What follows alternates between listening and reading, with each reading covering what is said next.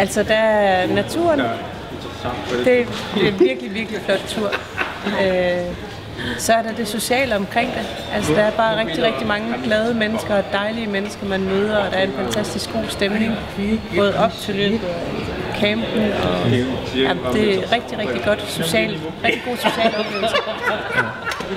Så er det grænseoverskridende, altså, men man får i hvert fald testet, hvad der skal til, for at man bliver rigtig, rigtig træt.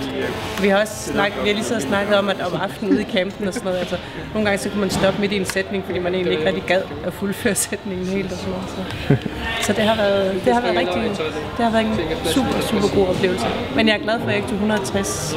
Okay. Det tror jeg havde ikke været en god oplevelse for mig. Det havde lige okay. Det havde jeg ikke. Det var jeg ikke kommet igen til.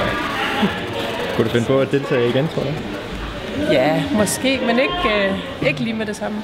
Okay. Det kan ikke, altså i løbet af 10 år måske vil jeg deltage igen, men jeg ved ikke lige, hvordan det sidder de næste år. Det får vi se. Okay.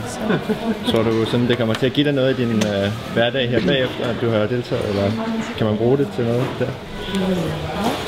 Altså jeg har ikke deltaget før, så jeg ved ikke rigtig, jeg har ikke rigtig noget erfaring på det område, men det tror jeg da. Altså, men især også træningen op til, altså jeg kan mærke, at jeg er bedre i formen, end jeg var for et halvt år siden, og det har jeg ikke tænkt mig at ligge på hylden i hvert fald. Så det har helt klart givet mig noget.